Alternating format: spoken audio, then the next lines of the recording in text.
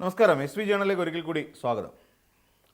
കഴിഞ്ഞ ദിവസം ഒരു പോസ്റ്റ് വന്നിരുന്നു. റിനി ആൻ ജോർജ് എന്ന് പറയുന്ന ഒരു ആക്ട്രസ്സാണ്, നടിയാണ്, അതോടൊപ്പം തന്നെ മോഡലാണ്. അപ്പോൾ അവർ എൻ്റെ ഫേസ്ബുക്കിലൊരു പോസ്റ്റ് ഇട്ടിട്ടുണ്ട്.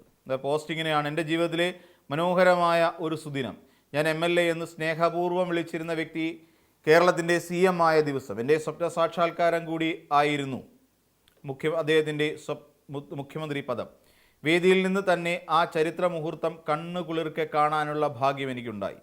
ഒരിക്കലും പ്രതീക്ഷിക്കാത്ത ഒരു നിമിഷം. ഒരുപാട് ദേശീയ നേതാക്കളെ അടുത്ത് കാണാനും സംസാരിക്കാനുമുള്ള അവസരം ലഭിച്ചു. സോൺ ഇതെല്ലാം കണ്ട് കണ്ണുകടി ഉണ്ടായ ചില കുലങ്കുത്തികൾ ഓരിയിട്ടു. അതിനെ ഞാൻ അർഹിക്കുന്ന അവജ്ഞയോട് അപ്പോൾ തന്നെ അവഗണിക്കുകയും ചെയ്തു. അവർ കോൺഗ്രസ്സുകാരാണെന്ന് ഞാൻ കരുതുന്നില്ല. കാരണം കോൺഗ്രസ്സുകാർ അത്രയും സ്നേഹവായ്പോടെയാണ് എന്നോട് പെരുമാറിയത്. സത്യപ്രതിജ്ഞയ്ക്ക് വന്ന എന്നെ കോൺഗ്രസ്സുകാർ ആട്ടിയോടിച്ചു എന്ന് പറയുന്നവർക്കായി ചടങ്ങിൽ സന്നിഹിതനായിരുന്ന തെലങ്കാന മുഖ്യമന്ത്രി രേവന്ത് റെഡ്ഡി ഇനി എത്ര കാലം അതിനകത്തുണ്ടാവുമെന്ന് നമുക്കറിയില്ല. അപ്പോൾ അങ്ങനെയൊരു Facebook post Rini an George ഇട്ടിട്ടുണ്ട്. അപ്പോൾ റിനി ആൻ ജോർജ് ഫേസ്ബുക്കിൽ അങ്ങനെ ഒരു പോസ്റ്റ് ഇട്ട് കഴിയുമ്പോൾ സ്വാഭാവികമെന്നോണം നമുക്ക് സംശയം തോന്നും. എന്തോ ഒരു വലിയ സംഭവം അവരുടെ ലൈഫിൽ ഉണ്ടായിട്ടുണ്ട്, എന്തോ ഒരു വലിയ പ്രതിസന്ധിയിലാണ് കാര്യങ്ങൾ നിൽക്കുന്നത് എന്നൊക്കെ നമുക്ക് തോന്നാനുള്ള സാഹചര്യമുണ്ട്. അവർ പിന്നെ ചില പോസ്റ്റുകളൊക്കെ അവർ പിൻവലിക്കുകയും ചെയ്തു, ഡിലീറ്റ് ചെയ്തിട്ടൊക്കെ കാണുകയും ചെയ്യുന്നുണ്ട്.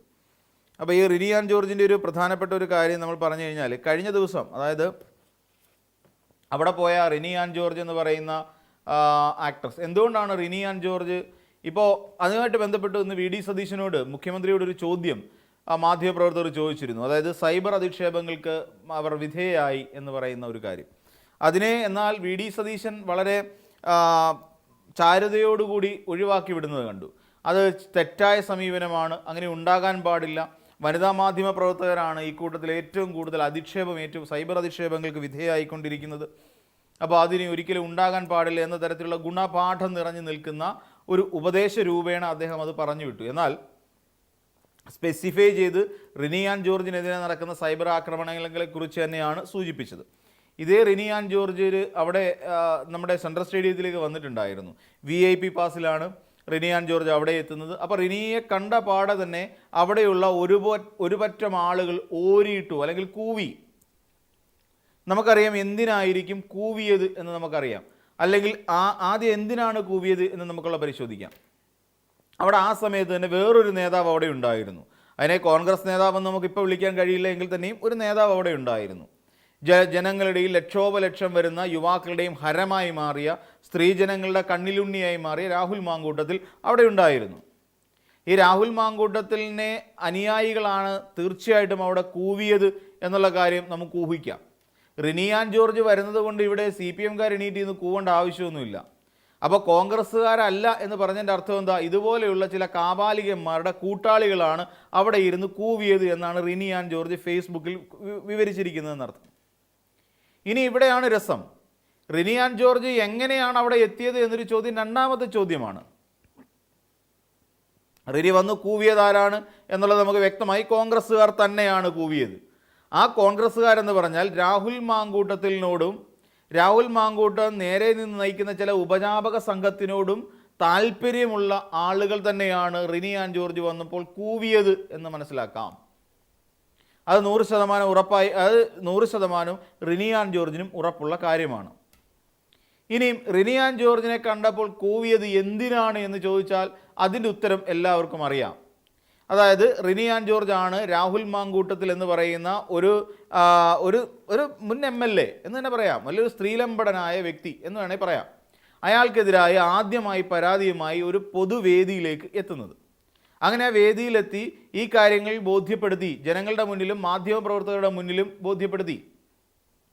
അപ്പോൾ റിനി ആൻ ജോർജ് അതിൻ്റെ ഇടയിൽ പറഞ്ഞു, VD സതീശൻ എനിക്ക് പിതൃസമാനനാണ്, എനിക്ക് എൻ്റെ അച്ഛനെ പോലെ ഞാൻ സ്നേഹിക്കുന്ന ഒരാളാണ് VD സതീശൻ എന്നൊരു വാക്കുകൂടി റിനി ആൻ ജോർജിൻ്റെ വായിൽ നിന്ന് വീണു. ഇതുകൂടി കേട്ടപാടെ കേൾക്കാത്ത പാടെ VD സതീശൻ ഈ പറയുന്ന രാഹുൽ മാങ്കൂട്ടത്തിനെതിരായി നടപടി പ്രഖ്യാപിക്കുകയും ചെയ്തു. പാർട്ടിയുടെ പ്രാഥമിക അംഗത്വത്തിൽ നിന്നുകൂടി പുറത്താക്കി വിട്ടു.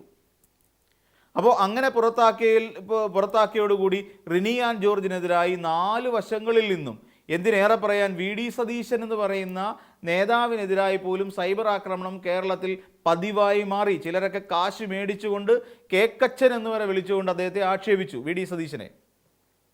എന്നിട്ട് സതീശൻ ഈ ആക്രമണങ്ങളെ ഒന്നും ഭയന്നിട്ടില്ല, എന്നിട്ട് നിലപാട് തിരുത്തിയില്ല. അപ്പോൾ ആ റിനി ആൻ ജോർജ് ഈ ഒരു പശ്ചാത്തലത്തിലായിരിക്കാം റിനി ആൻ ജോർജ് VIP പാസിൽ അവിടേക്ക് എത്തിച്ചേർന്നത് എന്ന്.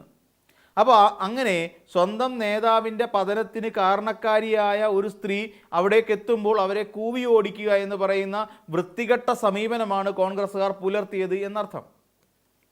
അവിടെ റിനി ആൻ ജോർജ് എന്ന് പറയുന്ന ഒരു വനിത അവിടേക്ക് വരുമ്പോൾ നോക്കിയിരുന്ന് കൂവേണ്ട ആവശ്യം ഈ കോൺഗ്രസ്സുകാർക്കുണ്ടോ? അപ്പോൾ അതിൻ്റെ പിന്നിലെ ലക്ഷ്യം ഇത് തന്നെയാണ്. ഈ പറയുന്ന രാഹുൽ മാങ്കൂട്ടത്തിൻ്റെ എതിരാളികളാണ്, അല്ല രാഹുൽ മാങ്കൂട്ടത്തിൻ്റെ അല്ലെങ്കിൽ പിന്തുണയ്ക്കുന്ന ആളുകളാണ് കൂവിയത് എന്ന് സ്പഷ്ടമായി നമുക്ക് മനസ്സിലാക്കാൻ സാധിക്കും. അപ്പോൾ അതാണ് കൂവലിൻ്റെ കാരണം.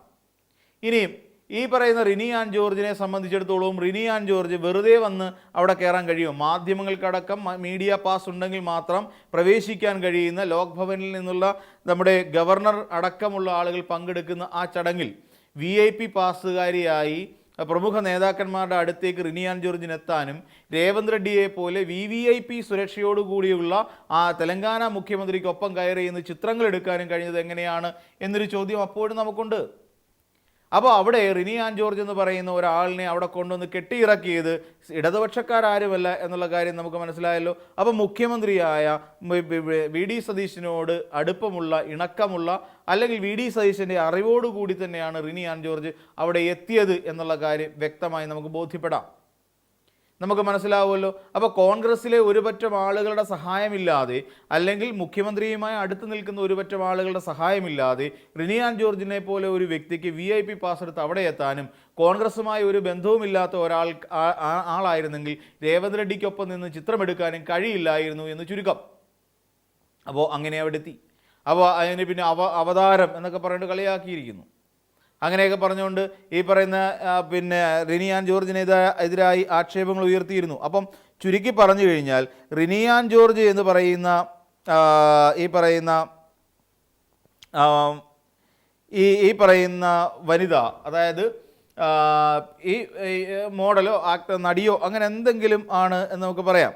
അപ്പോൾ ആ ചിത്രം അവരെടുത്ത് പോസ്റ്റ് ചെയ്തുകൊണ്ടാണ് ഞാൻ നേരത്തെ വായിച്ച ആ ഫേസ്ബുക്കിൽ അവർ അത്രയും കാര്യങ്ങൾ എഴുതിയിരുന്നത്. എന്ന് വെച്ചാൽ വലിയ കാര്യമായി തന്നെ നമ്മൾ മനസ്സിലാക്കേണ്ടത് ഇവിടെ രാഹുൽ മാങ്കൂട്ടം എന്ന് പറയുന്ന ഒരാളുടെ വീഴ്ചയ്ക്ക് പിന്നിൽ ഒരു നേതാവ് ഉണ്ടായിരുന്നു എന്നും ആ നേതാവ് കൃത്യമായി കളിച്ചതിൻ്റെ ഭാഗമായി തന്നെയാണ് രാഹുൽ മാങ്കൂട്ടത്തിനെതിരായി ഇങ്ങനെ ആരോപണം ഉയർന്നു വന്നതെന്നും നമ്മളിവിടെ മനസ്സിലാക്കേണ്ടത് തീയില്ലാതെ പുകയുണ്ടാവില്ല എന്നുള്ള കാര്യം വസ്തുതയാണ്.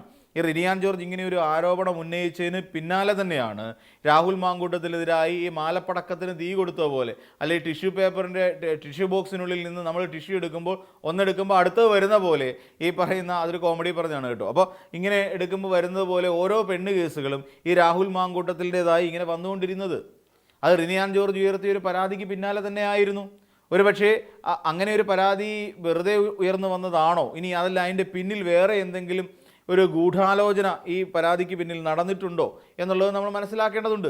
കാരണം ഒരുപക്ഷേ 2026 UDF വിജയിച്ച് മന്ത്രിസഭ അധികാരത്തിലേറുമ്പോൾ ആ സത്യപ്രതിജ്ഞാ വേദിയിൽ ഗവർണർ ആർലേക്കറിനോടൊപ്പം സത്യവാചകം ചൊല്ലേണ്ട ഒരു വ്യക്തി കൂടിയായിരുന്നു നമുക്ക് എല്ലാം അറിയാവുന്ന ഈ രാഹുൽ മാങ്കൂട്ടത്തിൽ. കയ്യിലിരിപ്പ് ദോഷം കൊണ്ട്, പ്രവൃത്തി ദോഷം കൊണ്ട് തന്നെ തൻ്റെ ആ ഒരു സാഹചര്യം അല്ലെങ്കിൽ ആ ഒരു അവസരം നഷ്ടപ്പെടുത്തി. നമുക്കറിയാം രാഹുൽ മാങ്കൂട്ടത്തിൻ്റെ അനുയായികൾ തന്നെയാണ് റിനി ആൻ ജോർജിനെ കൂവിയത്. ആ കൂവൽ വി.ഡി. സതീശന് വേണ്ടി കൂടിയുള്ളൊരു കൂവലായി മാറി എന്നുള്ളത് നമ്മൾ കാണേണ്ടതുണ്ട്. അപ്പോൾ ആ വേദിയിൽ വന്നിരുന്നു കൊണ്ട് ഈ രാഹുൽ മാങ്കൂട്ടത്തിൻ്റെ അനുയായികൾ കൂവി തോൽപ്പിക്കുകയായിരുന്നു ഉണ്ടായത്. അപ്പം എന്ന് വെച്ചാൽ ഈ അനുയായികളെ അവിടെ എത്തിക്കാൻ രാഹുൽ മാങ്കൂട്ടത്തിൽ പരമാവധി ശ്രമിച്ചു എന്നുള്ളത് തന്നെയാണ് നമ്മൾ മനസ്സിലാക്കേണ്ടത്. അപ്പോൾ റിനി ആൻ ജോർജിൻ്റെ വരവും റിനി ആൻ ജോർജ് VIP പാസിൽ അവിടെ എത്തിയതും ഇതെല്ലാം കോൺഗ്രസിനുള്ളിലെ മറ്റൊരു ഗ്രൂപ്പിസത്തിലേക്കോ അല്ലെങ്കിൽ മറ്റൊരു തർക്കത്തിലേക്കോ ഒക്കെ വിരൽ ചൂണ്ടുന്ന ഒന്നാണ് എന്ന് നമുക്ക് പറയേണ്ടി വരും. അതിൻ്റെ അർത്ഥം ഇനിയും പലതും കെട്ടടങ്ങിയിട്ടില്ലാത്ത ഒരു അരക്കില്ലമാണ് ശരിക്കും കോൺഗ്രസും KPCC ആസ്ഥാനവും എന്ന് നമുക്ക് പറയേണ്ടി വരും. അപ്പം മറ്റൊരു വീഡിയോയുമായി നമുക്ക് വീണ്ടും കാണാം.